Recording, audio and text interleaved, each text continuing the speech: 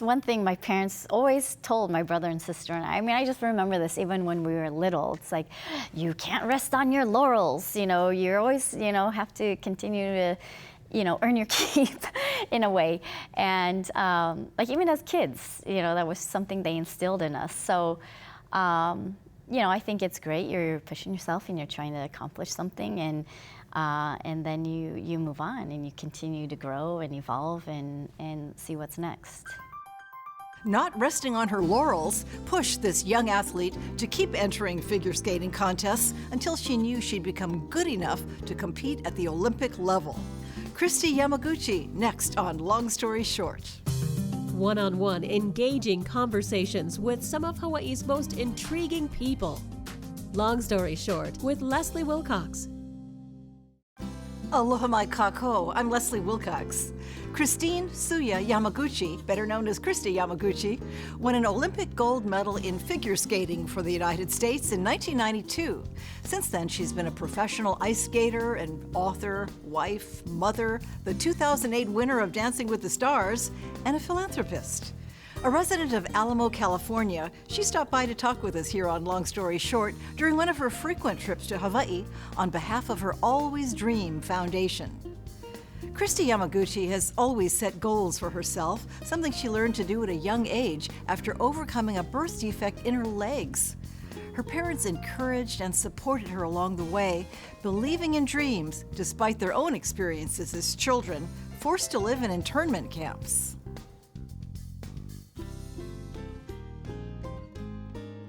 So I was born in Hayward, California. So that's a suburb of in the San Francisco Bay Area, in the East Bay. And actually, my parents were living in Fremont at the time, but I was born in Hayward. So grew up in Fremont, which was a sleepy town back then. And I can't complain. It was a great, diverse, and pretty easy place to grow up in, I guess. Your dad was a dentist? He was a dentist. And your mom? She was a homemaker. She was full-time mom, although she did work part-time as we were getting older in high school. Both my parents did spend time in the Japanese internment camps. My dad's family was in Poston, Arizona, and he was about 5 years old when their family was sent there.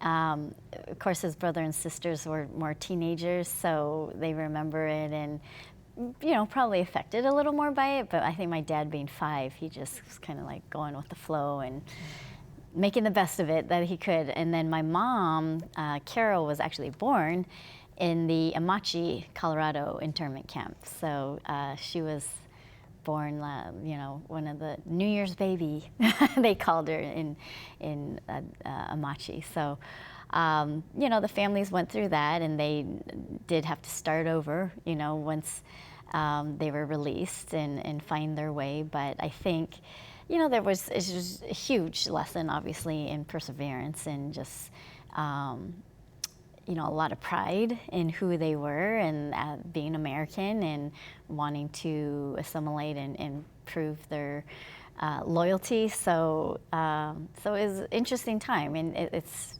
funny, not funny, but that generation never really talked about it. And have your parents talked about it? Not much. I mean, my mom doesn't remember, obviously, because she was just an infant, but my dad has opened up a little bit more about it because like my sister and I and brother, and then also now his grandkids are doing school papers or school presentations on the family and have been interviewing him on different occasions. And it's given him a chance, I think, to reflect a little bit on what he remembers. At the time your mother was born, her father was fighting in the war with the 100th. 100th Infantry Battalion, so different from like the 442nd and the 100th that you hear about. But he was in one of the first non-segregated units in Europe, and basically because he was the only person of color in his unit. And he had gone through 2 rounds of boot camp, because while he was in boot camp, the war broke out and they didn't know what to do with him.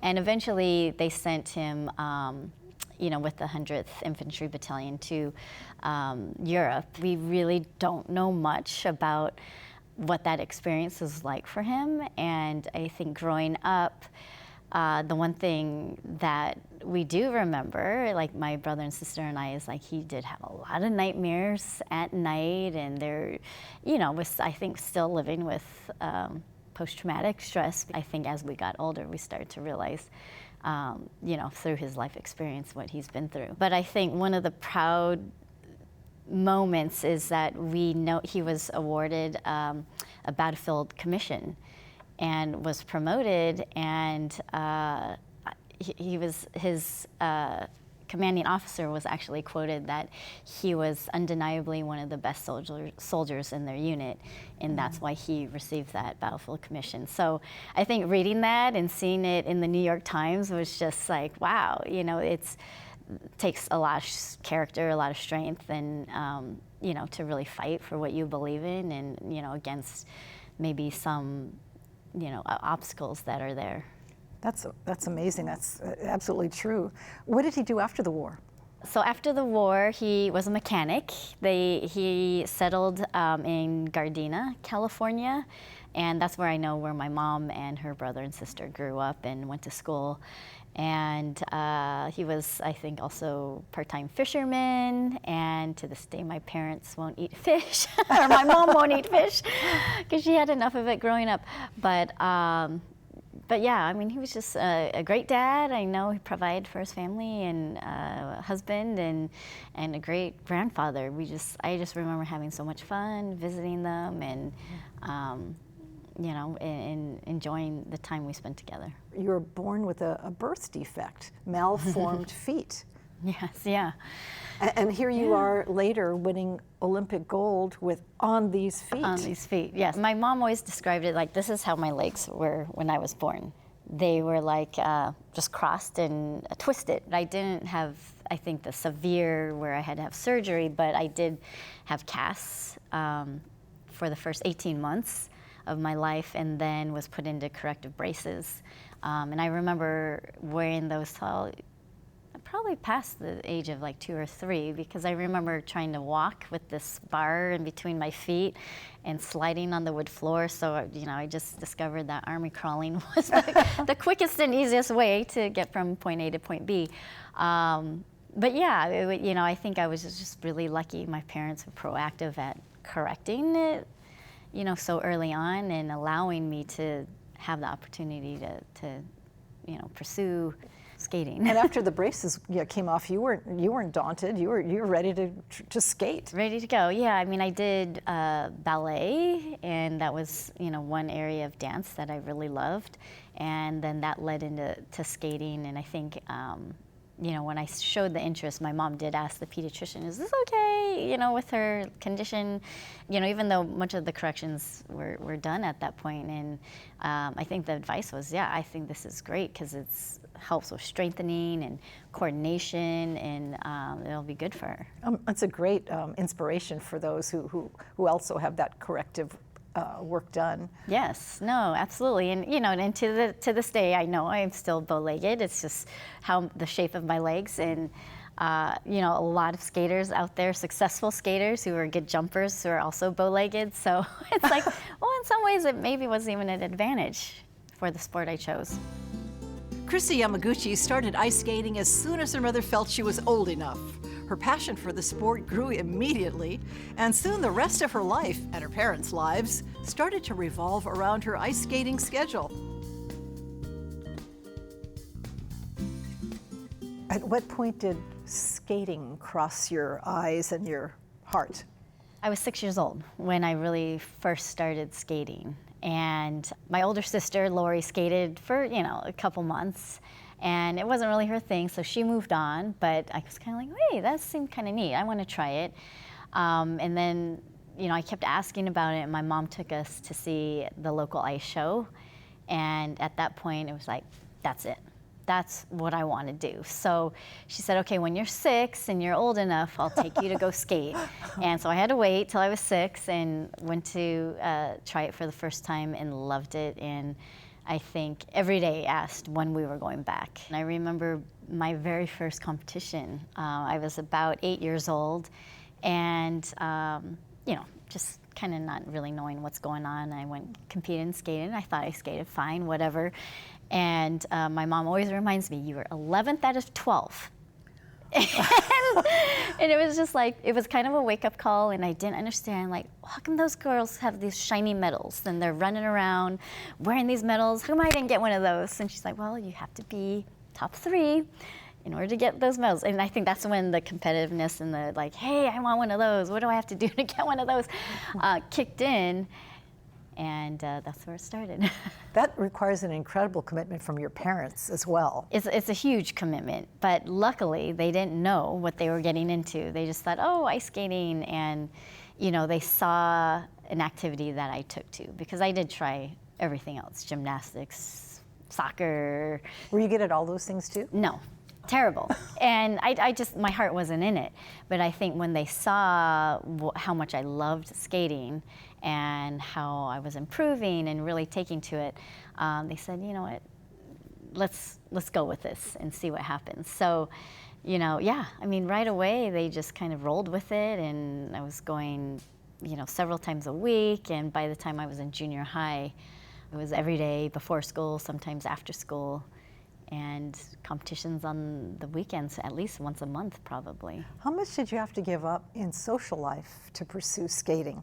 There was, skaters do not have the normal social life, because I think I maybe went to one football game in high school, in a couple school dances, whatever, but it's, I was in bed by 7:30 almost every night, because I was up at 4 and on the ice from 5 to 10 or 5 to 11 every day. So the training schedule was, early in the morning, and then I would rush off to school, and then I would At 11 o'clock? At 11, yeah, I did have special schedule through high school, where half of my classes were on campus and half of them I did through independent study. So in that case too, it was just not the normal high school schedule. Not really. You had to give up. You had to give things up, because that's everything. That's all in. It was all in. It was all in at that point. But for me, it was a choice. I didn't see it as giving up. It was like, well, this is what I want to do. So, well, what did you want to do with? Obviously you wanted to skate, but what did you want to do with it? At that point, once I was 15, 16, it was the Olympic goal was there. When I first started skating, I just loved to skate and perform and be in the shows and wear the pretty costumes. But as I got older, and particularly in the high school age, competing at the world level was my goal. And in 1989, when I was a senior, was my first world appearance. And then at that point, I think the prospect of making the Olympic team was getting closer and closer.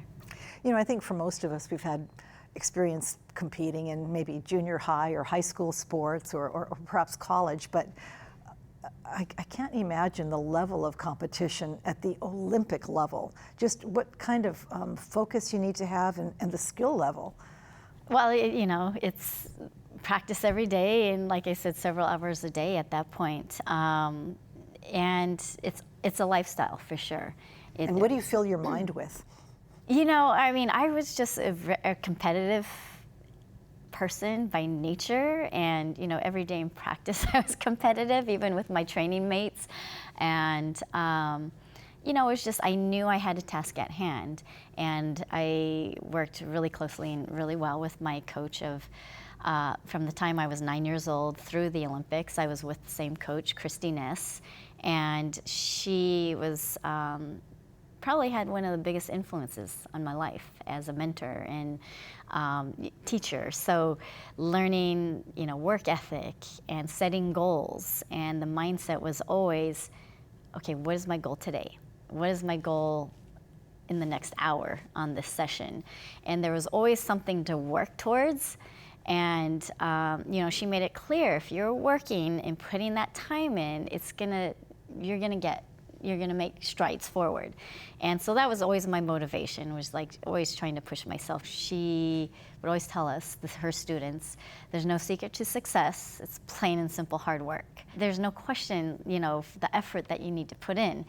And there were times when we were training and, she would yell out to someone, one of her pupils, don't be afraid to work hard, because, maybe one of us was slacking or, not putting 100% in, and it was just like, okay, let's, get the work. And it was true, I think it's just, you can't expect results if you don't put the work in. And as a youngster and a teenager, having that ingrained in you, I think was so valuable, because even beyond, after the Olympics, it stayed with me, and it was just, not satisfied with just getting through it, but putting the work in. And it could be as simple as, I'm gonna practice this jump 10 times this session. And hopefully there's an improvement and I'm not falling all 10 times, but, putting the effort in.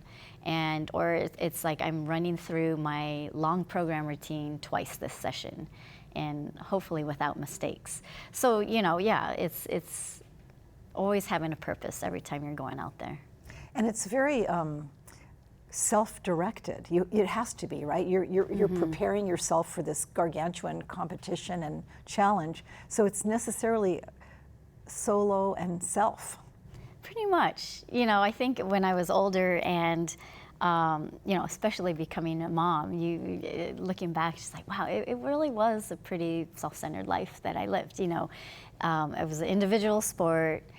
I had my individual goals, and it was up to me to just focus in and make that happen. And of course, had a team of people around me helping you, and you didn't have to make room for anybody else. They made room for you. Right, exactly. And they were, the common goal was for my success, right? So, there's a very, very narrow focus, through that whole thing. Have you always been able to keep your head in it? No. And I think that's the humbling thing about being an athlete and in skating, that you're going to have some great performances that you're like, wow, that was it, and that is what you live for. But there are many where you skate off the ice just really disappointed and really wanting to go back out there and do it again, because it's like, wow, there were just way too many mistakes in there that I know I shouldn't have made. But you can't look back, right? You've got to keep moving. Yes, and you take that and you learn from it, and hopefully in the next competition, you learn and don't make those same mistakes. There are many talented skaters, and as you get older and you get ready to participate in the qualifying, you really don't know whether you're that caliber yet, do you? I mean. Not really. Yeah. I mean, I think it's just you're taking small steps along the way. I mean, people ask, "Oh, when do you know you were gonna become an Olympian?" And I'm just like a year before, maybe. And they're like, "Really? Like you up to that point you didn't believe it or know it?" I'm like, "No, you're just trying to compete in your region, and then in the West Coast, and then nationally, and."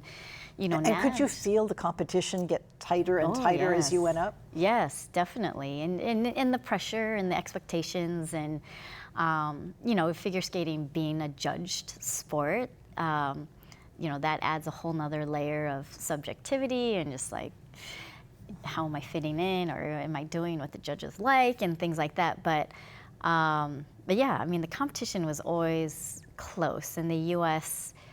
has always been traditionally competitive at the world level. So the talent pool was it was tough to even be noticed in your own country. What was it like approaching that fateful day in 1992 when you won gold at the Olympics? I feel like from 91 to 92, it was like walking on eggshells the whole time.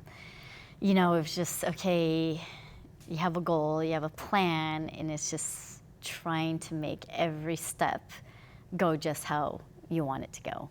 Trying to stay healthy, injury-free, getting the rest, and eating properly, and just, not leaving anything on the table to be an excuse for it not to work out, right? So, you know, it's like living that just eat, drink, breathe, sleep, you know, skating. And, you know, you'll hear that from Olympic athletes all the time. And it's kind of true. It's, you know, Olympics isn't every 4 years for us. It's every day. And it was Groundhog Day. So it's a short game, and it's a very long game, too. Yes. Commentator Scott Hamilton said that, you know, you do all these jumps in your routines, but people don't so much notice how hard those jumps are because you know, it's part of a story you're telling visually.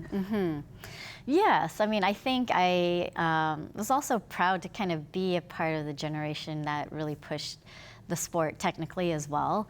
You know, my biggest competitor in those 90s, early 90s, was Midori Ito from Japan, and she was the first to successfully land triple axel in international competition. And so, you know, she pushed the boundaries as, you know, as figure skater, doing the amount of triples that she incorporated, and then incorporating the triple axel. Tanya Harding was also doing the triple axel that 92 year at the Olympics.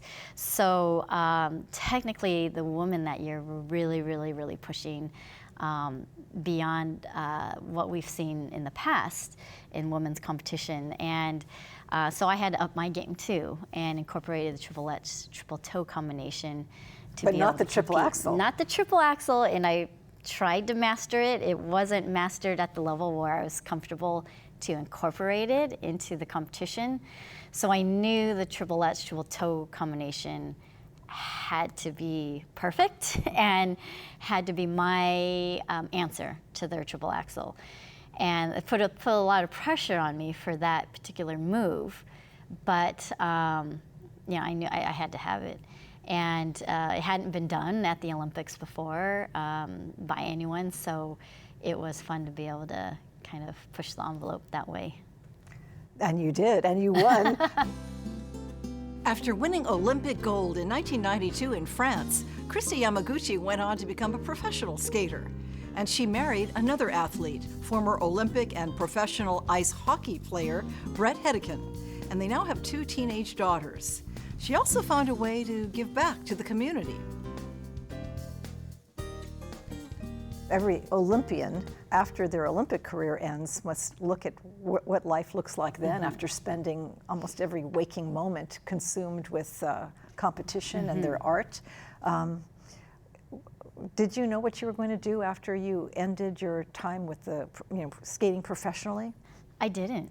You know, I think, yes, so much was spent on skating itself and the career path of a skater that I never really had a plan after that. But I think, you know, I had the natural segue of, you know, I found someone I want to spend the rest of my life with and start a family with. So really, as soon as I got off the road from touring as a skater, we started a family. And that really took over for the next, you know, 4 or 5 years, is just being a mom. But all through that, you know, immediately after the Olympics, even while I was touring, there was always a sense of continuing to have a purpose in life and to make an impact beyond just being an athlete. And you know, my parents had always been very involved in the community and you know, volunteers at school and at church and in the community. So, you know, they were like, you know, you've been so lucky. What are you going to do now? How are you going to give back? And that really inspired me and spurred me to look at, hey, what am I passionate about beyond, you know, skating and myself? And it was children. And in 1996, shortly after the Olympics, I established the Always Dream Foundation, who was all about you know, inspiring the hopes and dreams of underserved children. And I knew that that was going to become my next passion and my next step in life beyond the Olympics. We've been going strong for 23 years, and the last 8 years we've been focused on early childhood literacy and have a reading program in kindergarten classroom age kids. And you know, we're all about leveling the playing field, because not everyone is given the resources and opportunities or have that at their fingertips growing up, and not even books in the home. So how do you develop a foundation for learning if you don't have books in the home? We are providing the tools for the families and the kids to be able to develop those literacy-rich environments at home, and hopefully give them, you know, the edge they need to have success in school and in life. Kristi Yamaguchi found time during her busy life with family and foundation to compete on Dancing with the Stars in 2008. Reluctant at first, she says that once her competitive spirit kicked in, she was in it to win it, which she did. Mahalo to Kristi Yamaguchi of Alamo, California, a frequent Hawaii visitor, for sharing her life story with us. And thank you for joining us. For PBS Hawaii and Long Story Short, I'm Leslie Wilcox. Aloha nui. When we looked to expand our foundation outside of California, this was a natural place to desire. And you know, we know the need is great here, and it was a perfect fit for the foundation to come out and do its work. So yeah, this Hawaii definitely has a special place in my heart and my family's heart. My older daughter, Kira, is a hula dancer, and she's earned her Hawaiian name, and you know, has big dreams and aspirations to someday be at Mary Monarch. For audio and written transcripts of all episodes of Long Story Short with Leslie Wilcox, visit pbshawaii.org. To download free podcasts of Long Story Short with Leslie Wilcox, go to the Apple iTunes Store or visit pbshawaii.org.